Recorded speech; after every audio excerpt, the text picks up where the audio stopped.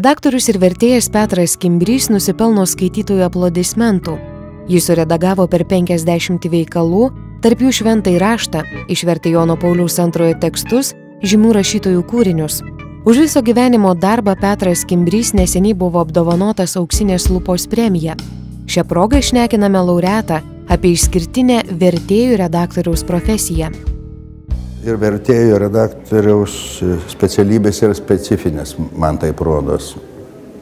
Pirmiausia, kad ir kaip neskaniai tai nuskambėtų ar nepopuliariai, tai yra geras būdas ugdyti savie nuolankumo dorybę.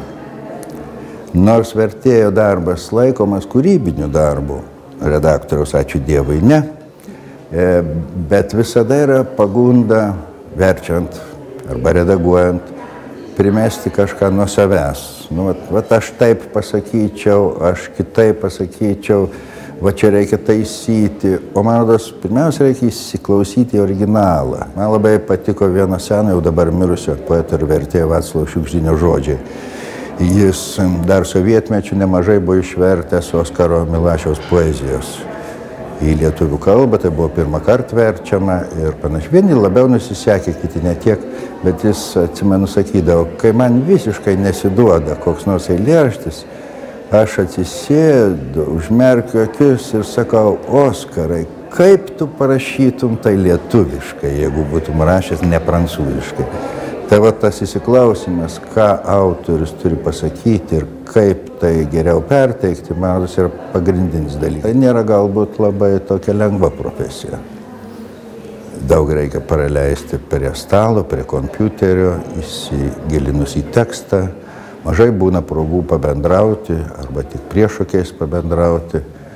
Reikia šiokios tokios atsiskyrėlio dovanos. Namiškiams tai paprastai būna našta. Turėti žmogų ir jo neturėti, kuris amžinai įsiknisęs į popierius arba į kompiuterio ekraną įlindęs.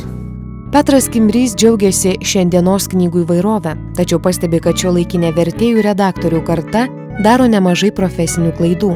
Ne taip seniai, prieš 15 metų kažkaip su nuostaba pajutau, kad labai dažnai raštijos darbininkams pritrūksta nuovokos apie stilių, tokia elementariausia prasme, pavyzdžiui, sakinys truputėlį gremėzdiškas. Kartais reikia tik du žodžius sukeisti vietom ir jis atgyja, tampa skaidrus, suprantamas, lengvai perskaitomas.